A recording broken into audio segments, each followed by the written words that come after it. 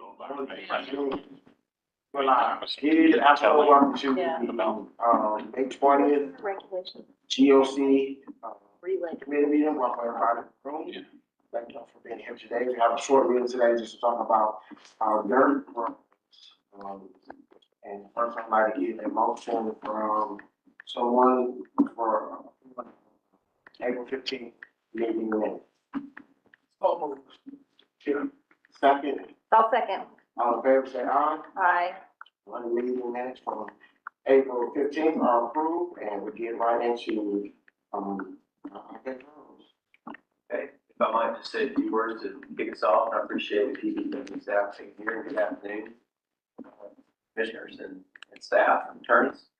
I guess just a couple of things for folks that may be watching that I believe that, we talk about lane miles and miles, but somewhere between 700 and 800 miles. Some of that, we're talking lane miles that we have in Athens-Clarke County. So it's pretty remarkable that we only have 3 miles of unpaved roads. That's certainly not the case, especially when you go down further south. And the whole thing about dirt roads, as Steve will no doubt tell you, is that they're hard to maintain. So paving's good, and it can bring its own issues. I also want to thank y'all for coming through this process. Mr. Fisher, I know that you have asked multiple times about some dirt roads in your district and how we get about it. Commissioner Colvin, Commissioner Hamby, so this has been something that's important to those residents that live along these areas. And,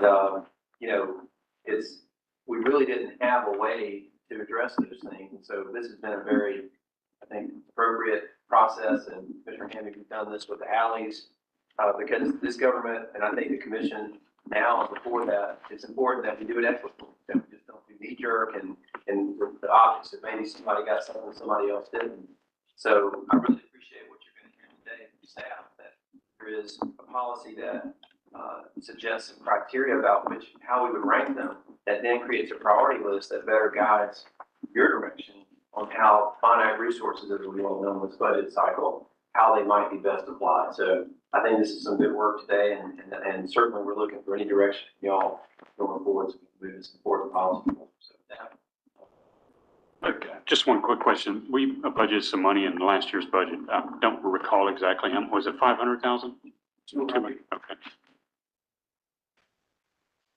And I guess, Commissioner Hamby, following that, I think that the question that you may not have asked is, well, there's some resources there to apply pretty quickly if a policy is passed, and I would say you would agree with that. You would agree with that? Yes. Yeah, I'm just looking at number 1 specifically. Yes, sir. Yeah.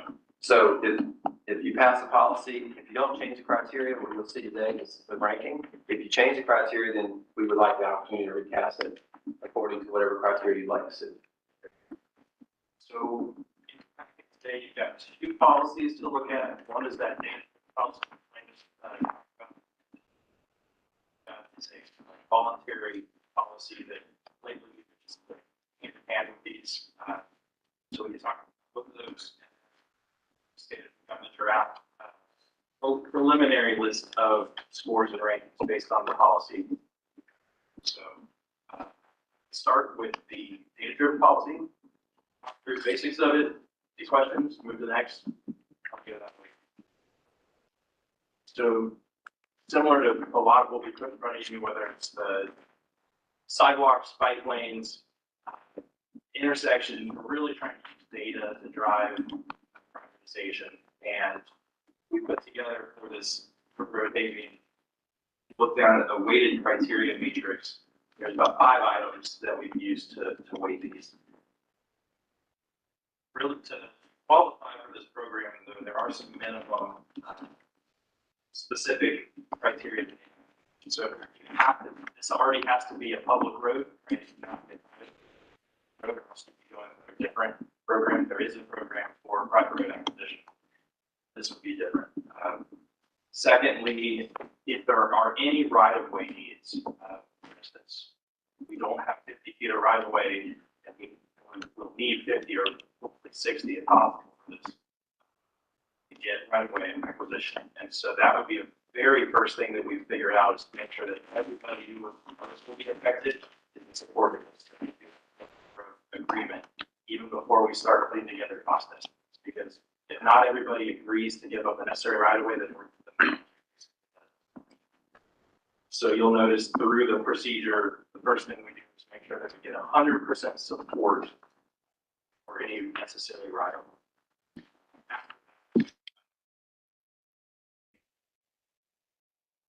Mission on this, so if there's any kind of design that's needed, we would go through that first, and you all would bless the design and using those prioritized public constituents. So sort of the long and short of it. Ronnie, you want to talk through the criteria that we showed? Sure. So last time we met, we presented 4 criteria, and based on some feedback we got, including the zoning of the parcels directly adjacent to those roads, and the time. One more criteria. These criteria are 5. The first one is 30%. The next 3 are 20%, and the last one is 10%. And so the first one is current maintenance of their road. This one takes about 30%. Well, it does take 30% of how we set it up in the readiness score, as we called it. There's another name for this list you see in front of you. It's pretty much the higher score will be awarded for roads with the most maintenance service requests recorded in our streets and drainage department.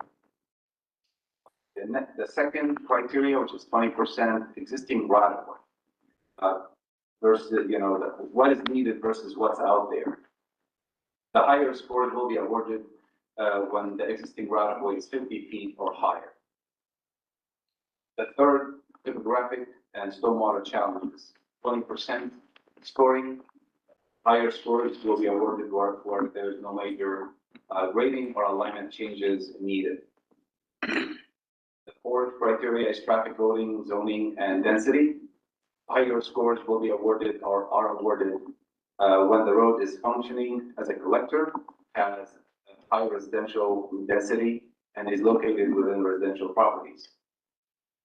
The fifth and last criteria here is the cul-de-sac, and then most of those roads are dead-end roads. And if the portion of the road that is needed to be paved, currently dirt road, ends with a dead end, that means it needs a cul-de-sac to meet our standards for emergency and typical service traffic flow. So higher scores are awarded when the dirt road is a connector between 2 public paved roads. That's the scenario with Mission Drive. It's really just the beginning of the road, the rest of the road is paved. So those are the 5 criteria staff have proposed, and we have ranked those roads based on these criteria, the ones you see in front of you. What it turns into, it actually makes the top 2 that are on this list are some of the easier ones. Reasons that we just looked, right? They are connectors. They already have a good amount of right of way with them. They're not going to necessarily need design to do either of those. The things later down the list are going to need design because there's a lot of topography issues and so on underneath these top 2. You need something that you can just roll into a already there's something paid. So that's why. Any questions I have, we have this year for FY24 to get 51 lanes done. So right now we've got 200,000 that you all approved during FY24. Okay, just 200. Okay. Yeah. So said another way, whatever you would like to accomplish in this ensuing year while you're talking about budget, you could have add to that. And now that we've got to this point, if you stay with this criteria, we can see what the financial targets are. Does anyone want to address the criteria questions? I've got a couple of questions. First of all, Fritz Mar really needs to get done. I was complaining about that for 8 years when I was commissioner for that district. And there's been a lot of development out there, so there's way more traffic. I have a question. So the 50-foot right of way, I'm thinking most of these roads are nowhere near 50 feet wide. Is the right of way for construction, and would you start having to put in stormwater infrastructure and stuff? Is that what we're Yes, saying? that's correct. They come, these roads are remaining on their road list is because of the challenges, the topographic and stormwater challenges. And we're aware of some of these issues already, so we want to be mindful. You don't want to assume that there's going to be an easy within 30 feet of right of way we can get it done. If we end up not needing that much right of way, then we won't. If there is a house in the way or too close to a house, we'll probably shorten that right of way to 40 feet. But That's right just now, being safe, yes, like that's. to be okay. safe, that's what we're looking at. And again, what Steven said is that the top two is really straightforward. The remaining list most likely will require survey grade level design, and then back and forth, we'll show you preliminary plans, or if you're happy with them, we'll move forward. And they'll also come with much higher cost per lane or per center mile. So, I see North Pope is on here, which kind of looks like it's Barrow Street, like it seems it crosses, Barber at Barrow. I've never, in all my years representing that district, I've never had anyone complain about that being a Yeah, I dirt. was wondering the same thing. Yeah, like I think a lot of folks are perfectly happy that they live on a skinny little dirt road. It's basically a driveway for like 4 or 5 homes. So with that, is that part of the criteria, like a community survey? There are some folks who prefer to. There has been no public input requested on this. This is completely staff based on those criteria we presented to you now. If there's no desire, we jump to the next street. So we Okay. won't waste a lot of time. Let's just say we have funding to go through the top 10, right? We get through this street and then we contact the residents. They tell us we're not interested. We move to the next street. Okay. So will the mayor commission make that decision, or we simply guess? There will be discussion, and yes, mayor and commission ultimately will be informed. So you all could either mix it at your level, or what we've done in some of the other voluntary programs is create either an opt-in petition or an opt-out petition. And so if you could do it either way, if you do an opt-in petition, then we got to their road on the list, we'd send out a letter from them, 65% approval. So they can do it that way, or you can opt out. You can either build it, you will build it, unless they send us a petition that has 65%. And Stephen, I appreciate that. So 65% is a precedent we have for developments and other things. So that would be a good precedent to adhere to. And we'd be okay with either one. We would probably say the opt-in would, in this case, be what we prefer. So we use, y'all are an advantage, you're about a month behind LRC in one of their voluntary programs. So we were just talking about this with the neighborhood traffic voluntary program. In that case, we would prefer to do it out because it's a safety improvement. Rather do a safety improvement unless the people say, we do not want this, right? So we start with yes, this is safe. In this case, it's really just a preference if they want to serve room or if they want to be through. So I think my recommendation would be Well, even interested, I'm sorry, Melissa. I just have one more question. I don't see Kessler Street on this. What is the stat? It's not a public street. Okay. Number 7. Sorry, Commissioner Hamlin? I did, so 65%, but you still need 100%. right. So that doesn't make sense to me. So in this case, you would still need any parcel that has an effective right of way would have to sign that. If there's somebody who doesn't sign the agreement and they're one of the people who need right of way from it. Well, so why even mess with the 65%? I mean, This is up to the commission and you can ensconce it in the policy, but I mean, technically, if you had 65% and the commission were so inclined, you could get the right of way. I know that's not the preference of the commission. So you could make it, if you want to make, and you're saying voluntary, but there is a voluntary policy, but this would be. That's right. Yeah, so that's why, but I hear you, Commissioner Hamby, and hopefully this policy will be around 20, well, hopefully it won't be. Pave all those roads and be done with it, but there are other alternatives to requiring the right of way other than just a voluntary petition, but that will be up to the commission, how we want it. well, on the voluntary commission, if you don't mind, Chair, I do have some questions about that. The Especially underneath number 10, the proposed funding acceptance of upfront cash payment. So not a lot of, there may not be a lot of neighborhoods able, I mean, why not consider a special tax district, special services? For that segment policy, are we good with the first policy? I don't know, I just noticed that. Yeah. The first policy open for discussion. The second. So the second policy, as Commissioner Handler pointed out, this is something where they will be responsible for funding. And what we've run into in the past is with data-driven policies, of course, not everybody's road is going to get raised up to that top of the list. And so they look at a really daunting list, but they might be 10 years down the line. And if they have the opportunity, or if they had the opportunity to perhaps pay for something like this, they might want to take them. So I think that's where we try and have a hand-in-hand voluntary policy in some of these.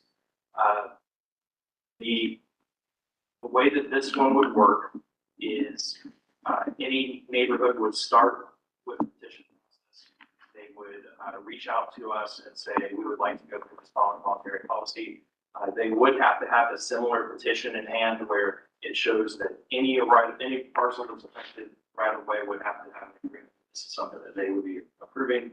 They would also have to have a letter that we're going to get the attorney's office to help us with on a funding agreement letter that somehow they will raise the funds to do this project because sake of equity, staff really takes a step back from these projects, right? We don't put government money or time to any large degree toward these projects because they were volunteer. They were just kind of skipping the line, so to speak. So, Commissioner Hamby, to your point, the funding issue is something we talked about. We've asked them what are the different ways that allow a neighborhood to fund something like this. And base finances, the initial response is they prefer this to be something that the neighborhood works out with. They find the funding either through a cash payment to that private contractor, or if they HOA, that they would work with their HOA to make a payment plan. There are other financing methods available. The advice from our finance department is that unless you all tell us otherwise, they'd like to keep it with a cash payment. But we can certainly discuss those other options. I think it's worth discussing. I mean, if we're asking them to give us right away, then at some point it's,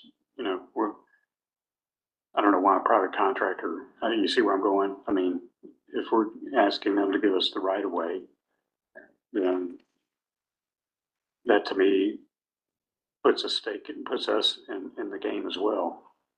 And I'm just saying there's different ways to pay for it. I mean, there's different ways we can help the citizens pay for it.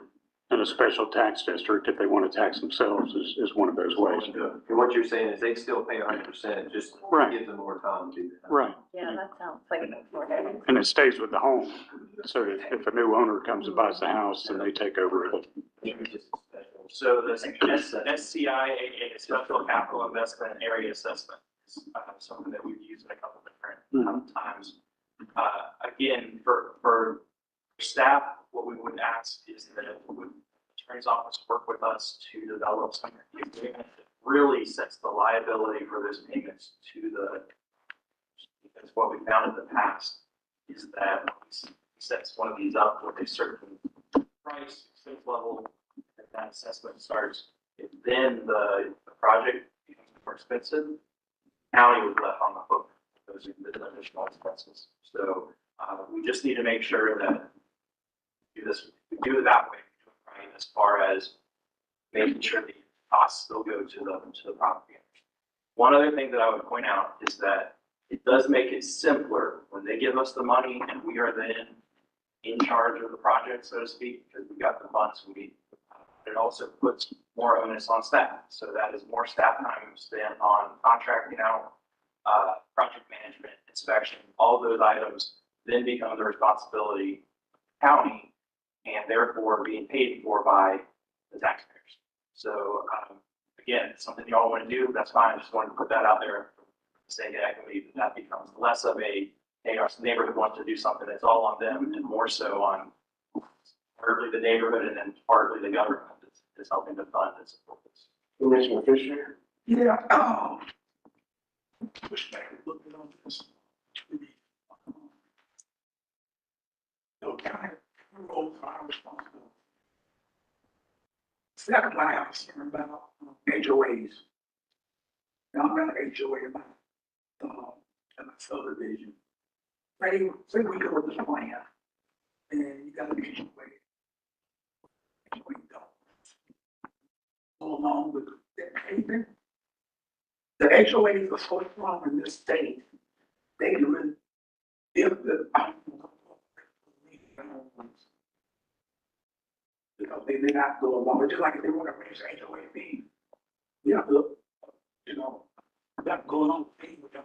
So I would be cautious about asking taxpayers, but their own low payment is what's sticky for me, so I would not support that. It's on what we got right now. But there is an existing policy with regards to sidewalks and speed humps that there were some that said, well, we don't rank high, but if our neighbors get together and we're willing to pay for it, could you accommodate us? And so the commission so there's a precedent for it, which I think led staff in proposing this, that somebody might find themselves now 24, 25. Said, well, we don't want to wait 8 years, 10 years, whatever. So it's just meant for more flexibility, not to, disenfranchise. Just think about it. I hear you. You probably got some neighborhoods in this community that can afford to pay. No question. They don't talk like equity. Get them out because they got enough money to do it at the areas that may not have the resources to do it and they need. So I'll just prefer that we move cautiously. And another question, some of the roads here, that all the roads, really just a snapshot. Yes, that's all the segments, yeah. Yes, what's up now? So all things considered, not a whole bunch. Not a whole bunch, it's not. And obviously, if the commission want to summarily take care of this, that would be a great East Lost project. Obviously competing with other priorities. That's good about, we thought police spots next year. Actually, y'all are being asked when you return from your break at the agenda setting session in July to go ahead and vote to start the process. Okay. And I'll say this too, I've heard commissioners talk about maybe, on the front end, setting some stuff aside for certain things, that's up to y'all, but we will be coming to you very quickly to kickstart the Peace Plaza. Any other questions?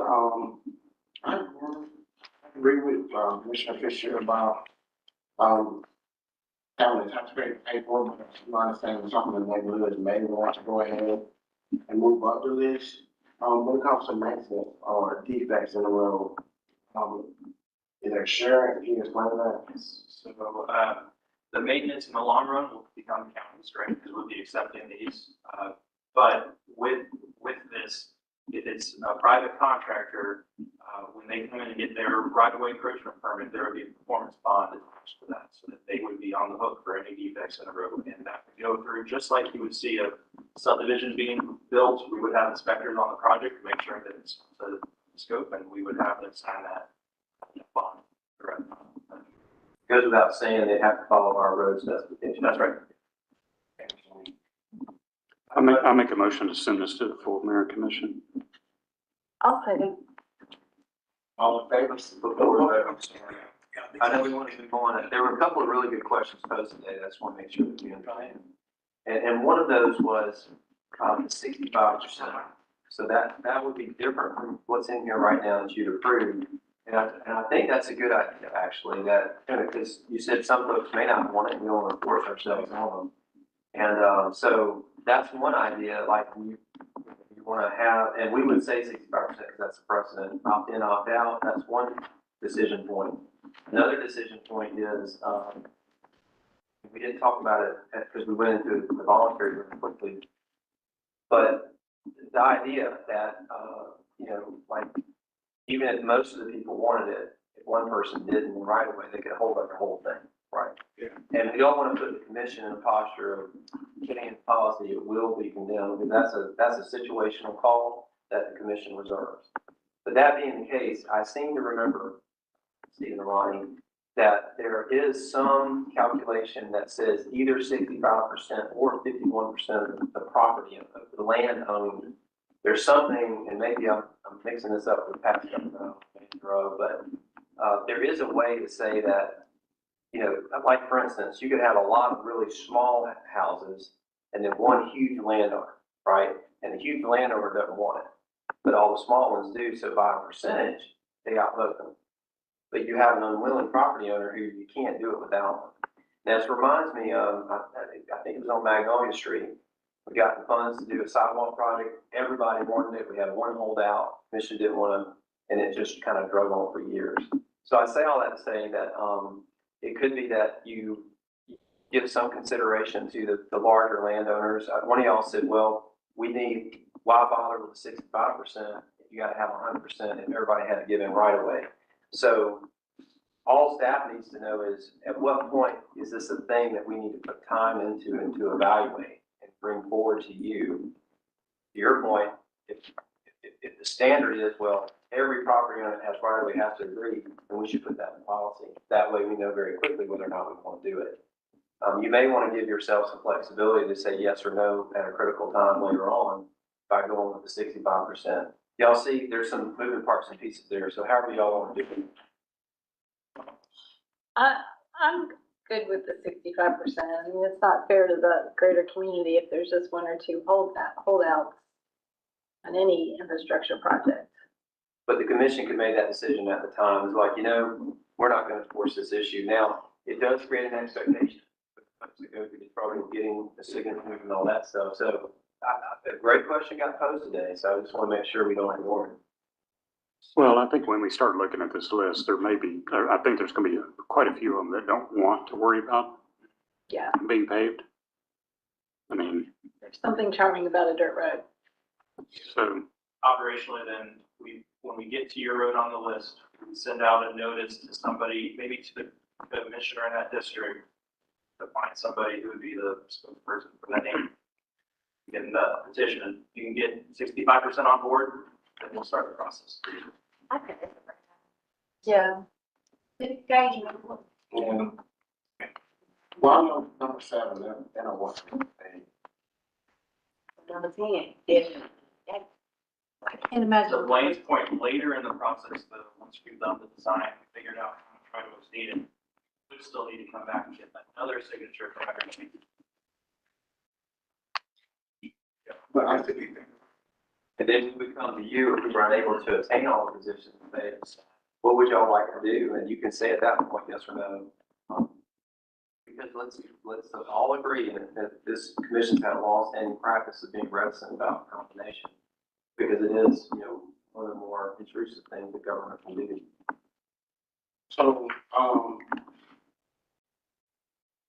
so just to make sure, so you're not 60 feet of right of 50 feet is recommended. Like Stroud Road, you get 20. That's like, it's a smaller dirt road.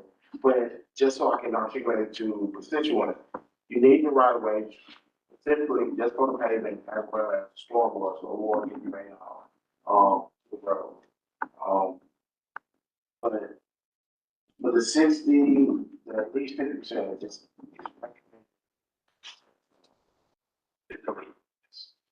Okay. Okay, further question? Yeah, I was, he'll be asking some money to start.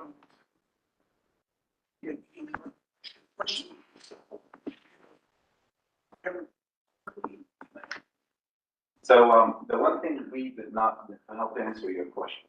The one thing that we did not bring to the table today is utilities for the road. Some of these roads have only water. Some of these roads may have sewer. Some of these roads may have an old or an undersized water main. we have not done utility coordination to a level where I would say, oh yeah, these costs are good, we don't need, or we do need utilities. So that's another piece of the puzzle. That if you decide to fund this program through general capital or future peace block, that's one step we will take. We will start coordinating, overlaying those layers and estimating is the utilities are okay? Should we worry about utilities and then back to the right of way? But that's where we would like to put utilities outside of the pavement. Pavement width at minimum is supposed to be 20 feet. And that's why we need that, 40 or 50.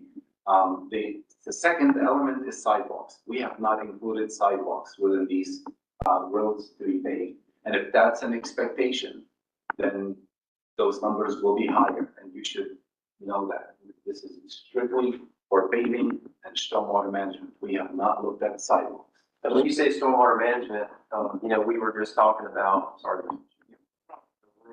urban cross section. And when we talk about stormwater, it's not an automatic curb and gutter, it's gonna depend on the existing road profile. Correct. But you have taken, in this initial run, whether it's curb and gutter or maintaining a ditch, that utility. Yes, it's just the other two is sanitary sewer and water. Is Fitzmar, does it got sidewalks? I bring this up because sidewalks would only lend themselves to a curb and gutter. Yeah, not all the time. Okay. It depends, it all depends. We could have either or, urban or rural section. Okay. That's pretty much the easy fix. I mean, spring. See, any, it's not a fix tomorrow. It might have sidewalks on that, Maybe they'll build a wow. Fix tomorrow right now. And then, commission, they have, you got the main, they have. Oh, yeah. Oh, yeah, the whole, the main. So the paving program and these prices also had, in our mind, to provide a movable shoulder. So that's 3 to 4 to 1, 3 to 1 slope, so you can ride the mower comfortably. Also allows for somebody to walk on the shoulder of the road rather than be on the asphalt itself. So that was also included in this cost estimate. there is sidewalk on the, where it meets Cathwood. Well, actually, it's where, So that, nursing home is. yeah, there's sidewalk there. Yeah. I mean, it might make sense to get a sidewalk going past Newton Bridge. For homes, why they doesn't cost Everyone. Yeah. The homes are in the subdivision off. Yeah, we had the money, we could put money in the budget this year for somebody to run, if we want to. Pass policy, yes. They're looking separate. And to that point, so I think what Ronnie was saying is even though you do the math right now, just to get these first two done, you already have 200,000, probably need another 350 just based on this. What Ronnie's saying is these include utility costs in there as well, so. So this last column is sort of useless for us to look at in our conversation today, maybe. We don't have utilities, and do you have? That's- do you that's know not helpful. Utilities per. Tens of thousands or? 10,000, this would not be double. Okay, so add 10% contingency to it? Each street, I can imagine it has a 6-inch water main. We can, Why don't we hold this and he'll check and come back to us before we commit to something? I believe there is enough buffer in here. Safely assume if you go and say, we're gonna fund the first top projects, give it 20% additional contingency and move forward with it. I think overall between the roads that people will opt out, they don't want it to be done, they're happy with the fact that they are the roads. Then it would off balance the, can wash out the utility cost if there's any. We always, 20% of the 425, 450 total. and we always do budget amendment, so if we reach, get to a point where there's some crossover, we always can. I would say let's move this forward, because, like Commissioner Lynch said, benchmark and then review about. Yeah, I mean, it's really needed there. If everyone feels comfortable. Yeah, I mean, it's desperately needed there. There's really high volume. So, there any other, question, 65% buy-in, right of way acquisitions, yeah, additional cost of sewer, water, and other factors, any other questions? Anything on Mr. Williams? No, sir, thank you. All right, staff, any other? Good. Just want to have a motion on the floor. All in favor, say aye. Aye. Those who that will make it to the June meeting.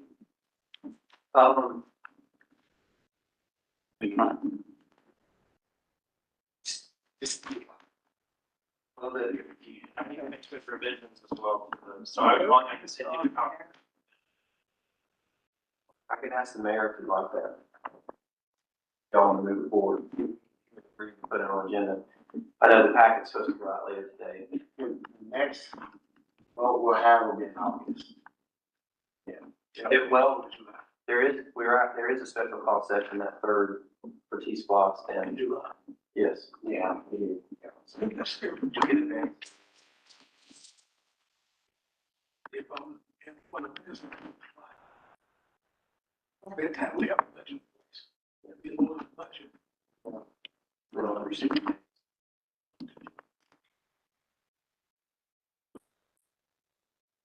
Yeah, no, that's fine. Yeah, I'll ask them. all right. Thank y'all, my constituents is gonna be so happy, they're gonna, do their houses. Motion to adjourn, So, all in favor?